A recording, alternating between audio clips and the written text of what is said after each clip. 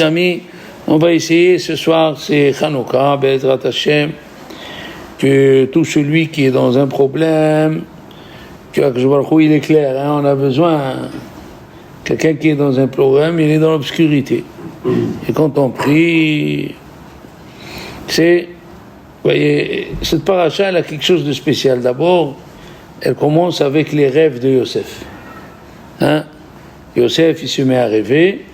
Et à la fin de la paracha, elle parle des rêves de les chansons, hein, le panetier, le sommelier. Et aussi, ils ont rêvé. Le problème, c'est que Yaakov, ils disent nos Chachamim, il a vu dans Yosef qu'il était le Gilgoul de Adam Arishon. Et comme Yaakov était aussi le Gilgoul de Adam Arishon, puisque les anges, ils descendaient, ils voyaient son visage, et le visage d'Adam Arishon était pareil. Et comme c'est écrit Choufré de Yosef, qui est un Choufré de Yaakov, au lieu que les frères Isaïe parlent avec Yaakov, ils parlent avec le papa, pourquoi tu rapproches beaucoup Yosef par rapport à nous, ils sont restés dans leur façon de penser. Et il faut savoir une chose, que jusqu'à aujourd'hui, il dit le Midrash, il y a deux péchés qui ne sont pas encore effacés.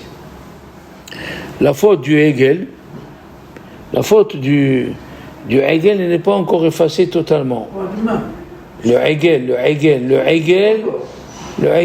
c'est le Vaudor, il n'est pas encore effacé. Il n'est pas encore effacé, et le Hegel, c'est le chef des fautes de Ben Adam Lamakom. Et la faute de Yosef, elle n'est pas encore effacée jusqu'à qu'il vienne Mashiach. Et c'est pour ça que le Meshech Chochma, il dit que à Kippour, nous faisons une bracha qui atteint Sholhan ou Mohalan, les shiftés et Shurum. Qu'est-ce qu'il vient faire les Shevatim ici? Il n'y a aucune bracha pendant l'année où il y a le mot Shevatim. C'est pour nous dire que la faute qu'ils ont vendue Yosef, elle n'est pas encore effacée.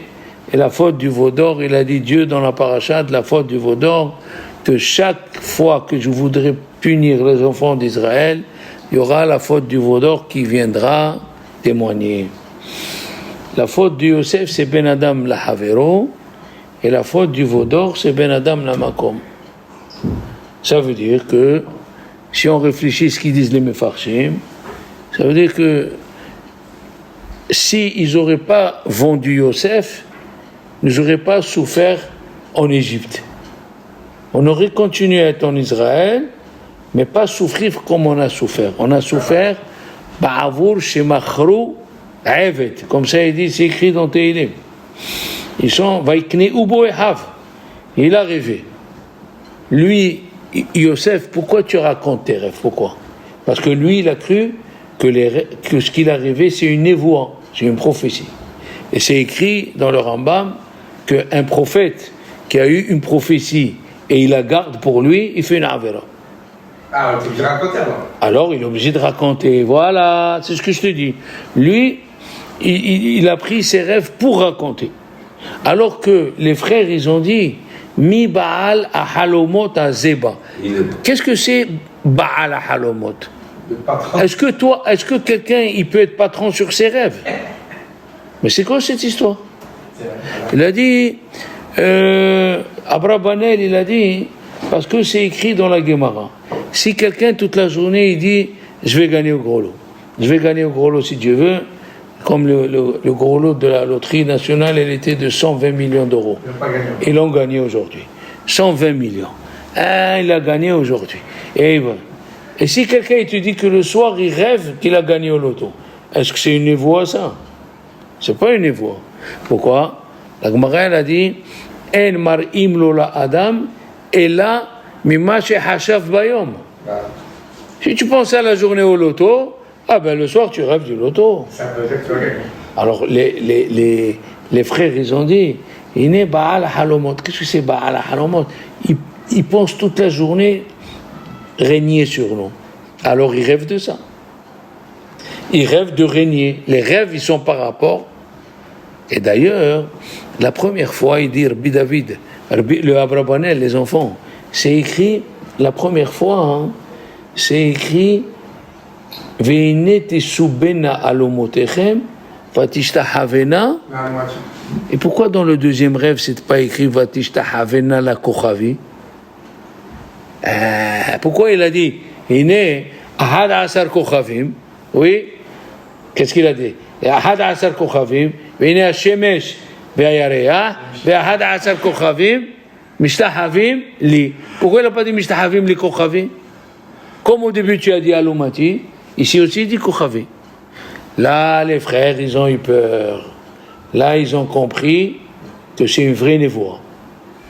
Ne croyez pas que ça s'est passé comme ça, facilement.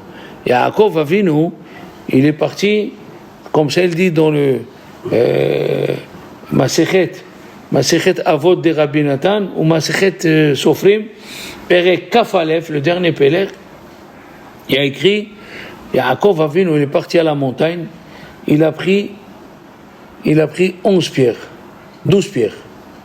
Il a écrit sur chaque pierre le nom des Shevatim. Et chaque pierre, il l'a mis d'un côté. Par exemple, il a pris Réhouven, il a pris les pierres. Il les a mis autour de Réhouven, il leur a donné un ordre. Prosternez-vous devant Réhouven, devant la pierre de Réhouven. Aucune pierre n'a bougé. Quand il a pris la pierre de Yosef, il a écrit son nom.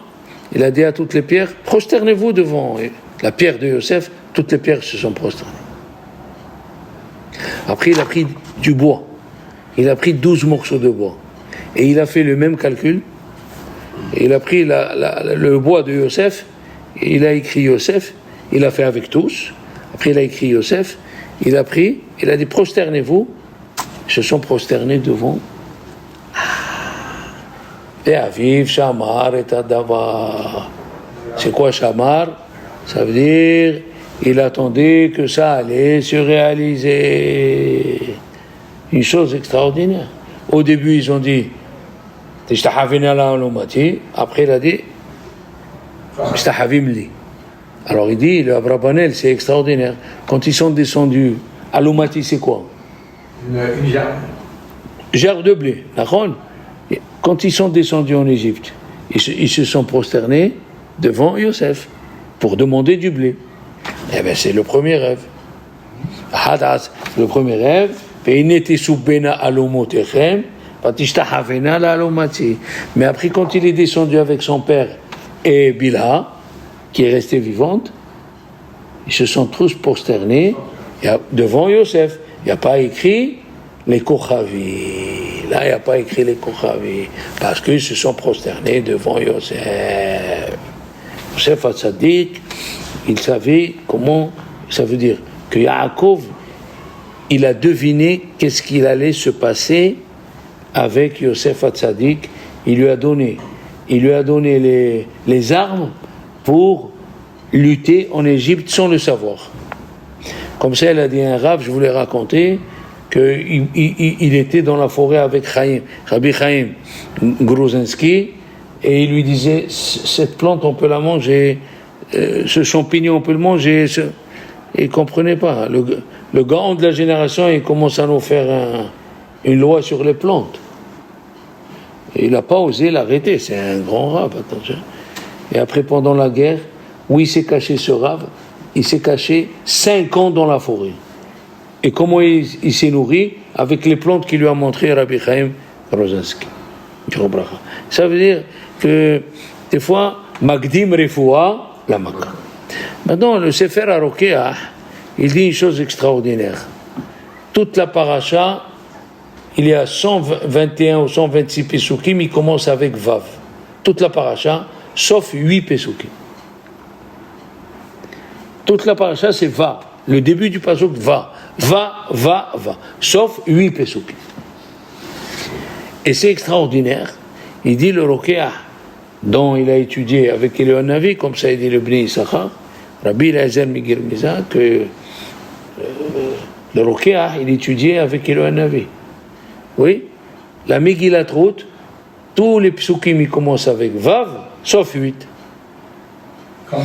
Alors, quelle relation? Comme de Yehuda, il est descendu, il est sorti la Shulchelet du Mashiach, eh ben dans route aussi, il est descendu, il est né, David Ameler, la correspondance de les deux, de Zerah et Peretz, de Peretz, Peretz, de lui il est descendu, Salmon et tout ça. Alors il y a la correspondance, c'est-à-dire a priori, il y a la lettre Vav et la lettre et 8 Pesukim qui sont là pour nous dire qu'il y a le Mashiach et qu'il y a la délivrance. La question est pourquoi il commence par Vav? C'est quoi le mot Vav? Elle est reliée avec les autres. Oui, non, mais pourquoi on commence avec la lettre Vav? On aurait pu prendre une autre lettre. Alors le Midrash il dit, parce que le mot Vav en araméen, quand on veut dire malheur, on dit vaille. Quel malheur? Malheur, Yitzhak il était aveugle. Vaille, Yaakov Avinu il a perdu la Shekhinah pendant 22 ans. Vaille, Yehuda il a perdu sa femme. Vaille, il a perdu ses 2 enfants. Vaille, Réhouven il était en train de faire ta'anit pour le péché qu'il a fait, qu'il a changé les lits. Vaille pour Yosef, qu'ils l'ont vendu. Tout ça c'est vaille.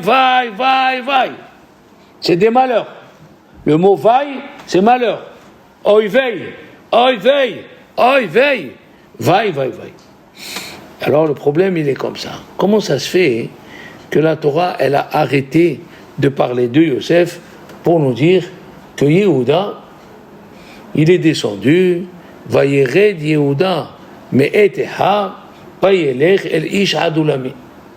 Et il a épousé une femme qui a donné Er ve'onan, et après il a épousé sa belle-fille qui a donné Shelah.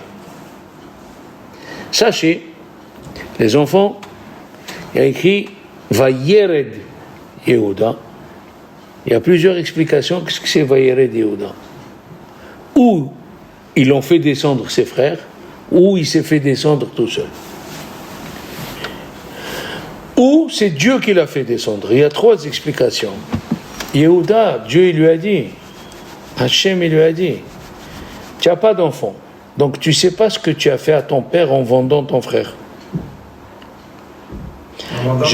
Ton frère, Yosef, c'est lui qui a dit, il a dit, pourquoi on va le tuer, on n'a qu'à le vendre. Je vais te donner une femme, je vais te donner tes enfants, et je vais tuer ta femme et tes enfants, et tu vas sentir ce que tu as fait à ton père. Comme ça a dit le Midrash. Tu as enlevé un fils à son père. Moi, je vais faire pire que ça. Tu crois que la vie, elle est comme ça, on peut faire ce qu'on veut. On dit en arabe, Kel ghallab, et jibola ghallabo.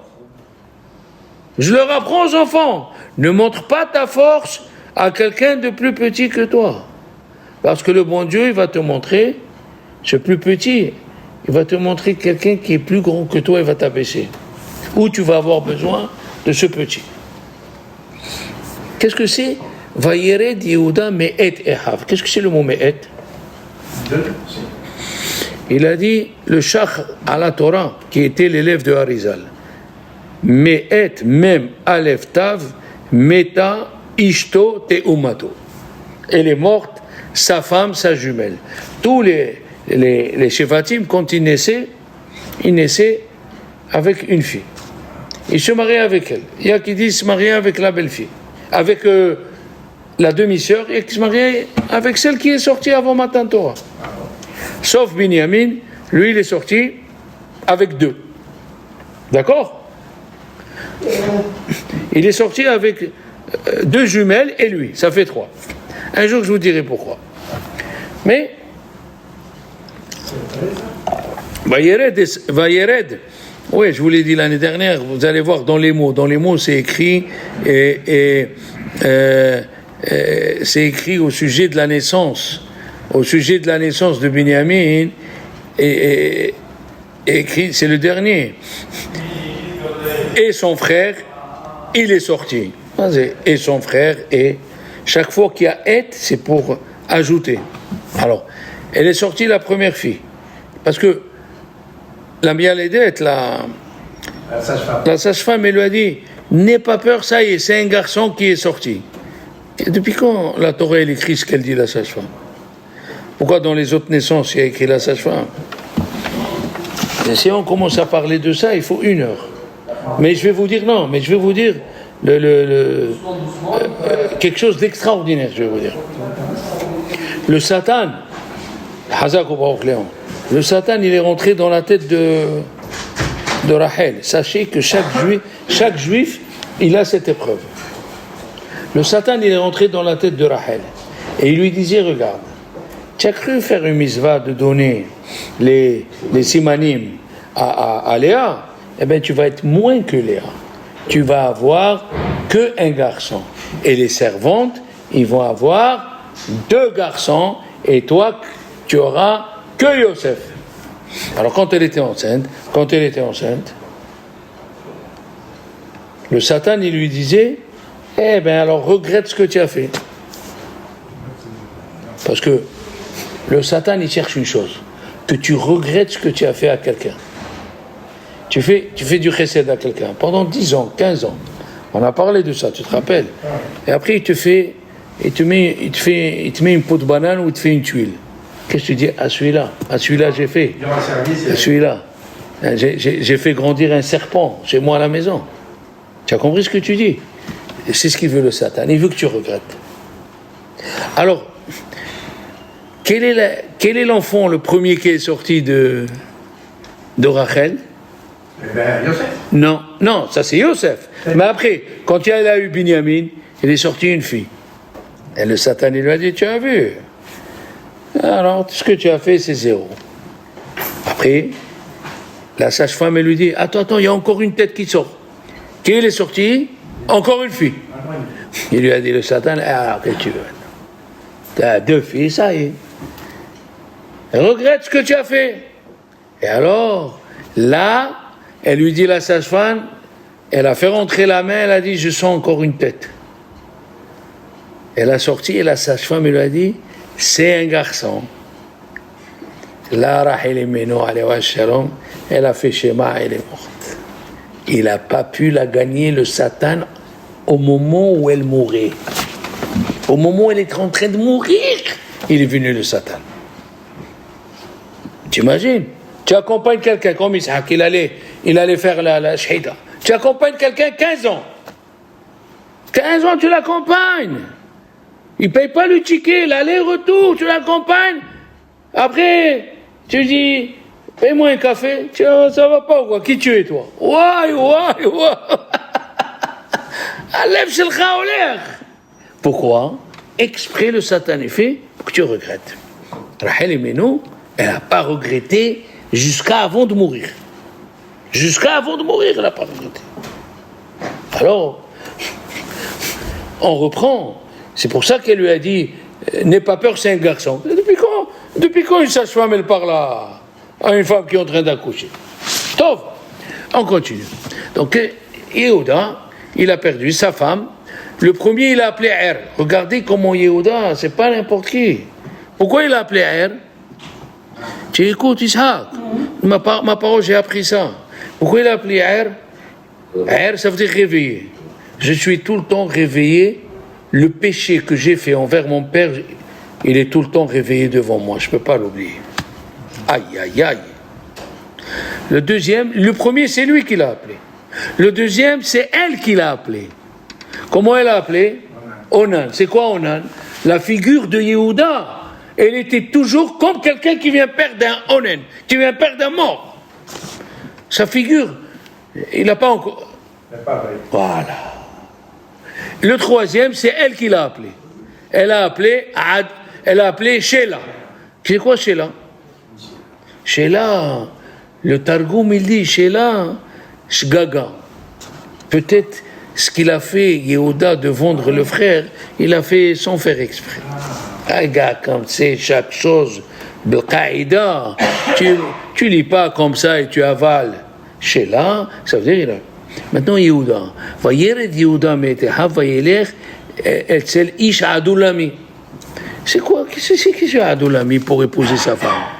Adoulami, dit le Midrash, Aldomi, c'était les descendants de Caïn. C'était une ville où tout celui qui a tué sans faire exprès, il allait bagalout là-bas. Ah, tu vois. Mais est-ce que tu vois maintenant comment la paracha elle change? La paracha elle prend autre chose. Il a dit, moi aussi, j'ai tué mon père sans faire exprès, sous-entendu, il est béavelout, il est dans le deuil sans faire exprès, eh bien moi aussi, je vais, Aïcha Adolami, je vais aller en galoute moi aussi pour faire la kapara. Alors, les enfants, maintenant cette paracha, tout le monde est dans le galoute. Hein? Yaakov, il pleure, Yitzhak, il savait que Yosef était vivant, mais il ne pouvait pas le dire. Hein? Les frères, ils ont dit à Yehuda, c'est ta faute, tu nous aurais dit, ramène-le. On l'aurait ramené, c'est toi le chef. Et l'allusion avec Hanouka, c'est que Rabbi Tanchum, il a posé une question, il a dit, c'est écrit, Ve'aborek en bomaim. Le puits il est vide, il n'y a pas d'eau. Ah, là, il a dit Rabbi Tanchum, si tu me dis le puits il est vide. Alors il a dit non. Le puits il est vide, il n'y a pas d'eau, mais il y avait des serpents. Alors la question elle est, et il a dit aussi, qu'est-ce qu'il a dit encore Rabbi Tanchum? Que la Chanouka que tu l'as mis plus haut que 20 amot, tu n'es pas acquitté. Alors tout le monde pose, quelle est la relation entre Hanouka et le puits? Il a dit, parce que tu devais avoir une question. Comment ils n'ont pas vu, les frères, qu'il n'y a pas de serpent, tu n'as pas vu, qu'il y a des serpents et des scorpions? Comment c'est possible? Entre parenthèses, Rabbi Onatan Abishis, il dit, il vaut mieux vivre en Israël dans un puits avec des scorpions et des serpents, parce qu'en Israël, ils ne peuvent pas te toucher, sans la permission de Dieu. Parce qu'ils ont tout essayé pour voir si Yosef Hatzadik, il parlait la Shonara. Ils ont amené des chiens, ils ont mis des chiens devant lui, ils ont mis des serpents devant lui, et ils ont vu que les pitbulls et les rottweilers, ils bougeaient pas à côté. Hein? Tu as compris? Les pitbulls et les rottweilers. Alors, mais Rabbi Tanchum nous dit, pourquoi ils n'ont pas vu? Parce que le puits il était profond plus que 20 morts. Comme ils n'ont pas jeté. Parce que s'ils l'ont jeté, comment après ils vont le vendre vivant? Non, ils l'ont fait descendre. C'est comme on parle en français. Tu m'as jeté dans un coin. Ah là, je t'ai jeté. Je t'ai mis dans un coin. Mais le fait que tu m'as mis dans un coin, ça s'appelle jeter. D'accord? Mais qu'est-ce qu'il en sort d'enseignement de cette chose-là? Alors, le Rukiah, il veut dire, pourquoi 8 jours pour la Mila? La Mila a été donnée le 8e jour. Et comme Yosef Hatzadik, il a gardé sa Mila, hein? Et nos Chachamim ils disent, comme Tamar, la bru de Yehuda, elle a fait les Shem Shamayim, même Madame Potiphar, elle voulait les Shem Shamayim, elle voulait des enfants de Yosef. Parce qu'elle savait que c'était un tzaddik. T'imagines? Il amenait de l'eau, et monsieur Potiphar, il lui disait, je veux du vin. L'eau se transformait en vin. Oh! Il lui amenait le vin, il dit, non! Je voulais du Jack Daniel. Et le vin, il devenait Jack Daniel. C'est ça, Vashem Matzliach Beado. Dieu, il aidait, pourquoi? Il dit, Rashi, Shem Shamaim Shagur Befif. Tout ce qu'il faisait, si Dieu veut. Si Dieu veut. Hein? Ma femme, tu lui parles, elle n'a pas commencé la phrase, si Dieu veut. Attends, on parle comme si Dieu veut. Be'ezrat Hashem, Baruch Hashem, même il a ça, là. Si Dieu veut, Be'ezrat Hashem. Alors, comme il avait le nom de Dieu, Shagur Befiv, et lui, il a fait attention à la Mila. C'est grâce, parce qu'il a fait attention à la Mila, que Dieu, il a sauvé. Et la Mila a été donnée pendant 8 jours. Pourquoi? Parce que le Maharal de Prague, il dit 7 jours, c'est Olam Hazé, le 7e jour, c'est 1/60 de Olam Haba, mais 8, c'est les Malame Ateva. Oui? Donc, mes amis, on continue, Be'ezrat Hashem, c'est que nous voyons qu'est-ce qu'il en sort de ça. Voilà, c'est ça ce qu'il faut. Eh bien, les enfants, HaKadosh Baruch Hu, il se conduit avec nous, Rabbi Yosef Soroskin, il a dit un chidouche, et même dans le livre Niflaot, Mitoratecha, il y a 150 ans, il a ramené Rabbi Baruch Rosenblum, Shalita, ce livre-là, il y a 150 ans, il vivait en Pologne. Niflaot Mitoratecha, il a écrit ce livre, et il a dit un klal, une règle générale, mais fantastique. Parce que nous, les enfants, il va nous donner une règle, comment voir le monde selon Dieu. C'est-à-dire, quand la personne, le plus elle a de problèmes, c'est dans ces problèmes qui va naître la solution. Il a amené l'exemple de Purim. Au moment de la Séouda, où les femmes y dansaient nues, pour que les Juifs y fautent, au moment de la Séouda, on a tué Vashti.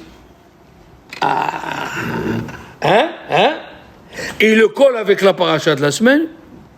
Au moment où tout le monde pleurait, Yehuda il pleure, Yehuda il pleure, Yaakov il pleure, Isaac il pleure, Réhouven il pleure, Yosef il pleure. Tout le monde pleure. Au moment où tout le monde pleure, il y a écrit dans le Midrash HaKadosh Baruch Hu, Mita'asek be'oro shel Mashiach. Plus il y a de problèmes, dans les problèmes, il va sortir la solution. C'est comme ça que Dieu, il dirige son monde. Voilà. Nous, on voit que notre problème. Eh bien, comme je vous ai dit il y a la semaine dernière, un Rav, il a dit aux élèves, celui qui voit les lumières de Hanouka, il voit la lumière du Mashiach. Il a dit à Rav, il a dit, mon fils, le mot Mashiach, Madlikim, Shemonat, Yemeh Hanouka. Aïe. C'est extraordinaire. On allume les 8 jours de Hanouka, on est dans l'obscurité, on est dans le noir, les Grecs ont cru qu'ils nous ont pris tout, le temple ne marchait pas pendant 52 ans. Il était à l'arrêt, selon le Beit Hadash. On faisait les mitzvot machinalement. On ne faisait pas avec l'envie, comme Aaron. C'est écrit, Melamed Shelo Shina. Aaron, il ne changeait pas. Il a dit Rabbi Moshe Feinstein, c'est que tous les jours, il faisait comme si c'était la première fois. Comment la première fois on a mis les tefilines, comment on était? Bon, pour ceux qui ont eu une grande fête. Alors, le pauvre, plusieurs, ils ont eu une petite fête. Ok, mais celui qui lui ont fait la fête, celui qui l'ont... comment il se sentait au moment de la... Eh bien, tous les jours. On l'appelle Hatan Bar Mitzvah. Ishaq, je ne sais pas si au Maroc on t'appelait Hatan, toi. Moi, on n'appelait pas Hatan Bar Mitzvah. Depuis quand Hatan Bar Mitzvah? Bar Mitzvah. En France, maintenant, c'est devenu Hatan Bar Mitzvah. Hatan Bar Mitzvah. Bon, en tout cas, voilà ce que nous apprend la Torah. Donc, c'est écrit Hodou Lashem Kitov, Ki Le'olam Hazo. Qu'est-ce que c'est Hodou Lashem Kitov, Ki Le'olam Hazo? Il dit le Midrash, l'homme il est né que pour donner des louanges à Dieu. Pourquoi? Parce que tout ce qu'on a, c'est du cadeau, c'est du rab. Il a dit à Ramban, à la fin de la paracha de Bo, et celui qui sait pas, qui connaît pas ce Ramban, il a dit le Rav Mibrisk, il est kofer de Shogeg. Il a dit c'est ça qu'il faut apprendre par cœur. Minanissim agloim, Adam modé banissim hanistarim. She'en lo la Adam helek betorat Moshe Rabbeinu, ad sheneda shekol devarenu mikrenu kulam nissim en bahem teva ou minago shel olam. Tout ce qui nous arrive, pourquoi Dieu de temps en temps il fait un S qu'on voit? Parce que tout ce qui nous arrive, c'est pour qu'on ouvre les yeux. Des grands nissim, on avoue les petits nissim. Alors, dans Hanouka, il y a le nes de la guerre. Tu aurais pu dire que c'est parce qu'ils savaient faire la guerre. Tu peux le faire entrer dans la nature. Et il y a le nes de la bougie, que c'est les Ma'ala Me'ateva. Les Ma'ala Me'ateva. Combien des docteurs, ils ont cru qu'ils ont créé un médicament pour telle maladie, et ils ont vu qu'il a soigné une autre maladie. Combien des choses. Vous savez comment on a créé l'aspirine? Comment on savait que l'aspirine est soignée? Ah, vous ne savez pas. En Provence, il y avait un monsieur, un petit chimiste, à l'époque, quand la chimie elle a commencé, il avait mal à la tête, il allait s'asseoir devant le sol pleureur. La Arava. Il s'asseyait 10 minutes, il n'avait plus mal à la tête. Et de là-bas, ils ont commencé à extraire l'aspirine du sol pleureur. Je crois qu'ils l'ont fait artificiellement. Tu t'imagines? Le type, il allait. Qu'est-ce que tu fais? Tiens. Kadosh Baruch Hu, on sait la non ici. Il ne faut pas, Hodou Hashem Kito, il ne faut pas se rappeler des mauvais côtés. J'ai dit à un monsieur ce matin, on est habitué à croire que la vie, c'est qu'il n'y ait pas de problème. Non, la vie, il y a des problèmes, mais prie de sortir du problème. Voilà ce qu'il faut prier. La vie, elle a des nisyonotes. Regarde, Yaakov Avinu, Esav, Lavan, Dina, Yosef. Il n'a pas fini, ce monsieur. Mais l'essentiel, il lui a dit Dieu, regarde si je t'ai fait sortir du problème. Il a fait sortir du problème. Mamash, il a fait sortir du problème. Donc à nous de prendre beaucoup d'enseignements de Hanouka, que les miracles qu'on a, c'est de Dieu. Tout petit miracle, même quand tu te lèves le matin, tu dis Zoukef qu'il faut film. Il y a des gens qui ont attrapé des sciatiques qui ne se lèvent pas le matin, ils ne peuvent pas. Moi, j'étais jeune une fois, j'ai dormi sur une table devant la fenêtre à la yeshiva, j'ai donné mon lit à un élève qui n'avait pas. Le matin, je n'ai pas pu me lever. On m'a amené chez le docteur sur une chaise. Il m'a fait 21 piqûres de pénicilline. Tu te lèves, tu marches, tu crois que tu te marches. Tu marches, quoi tu marches? Où tu marches? Donc il faut faire kavanot dans ces brachot et remercier Dieu, puisque c'est écrit les hallel. On doit remercier Dieu de tout ce qu'il nous donne, Be'ezrat Hashem.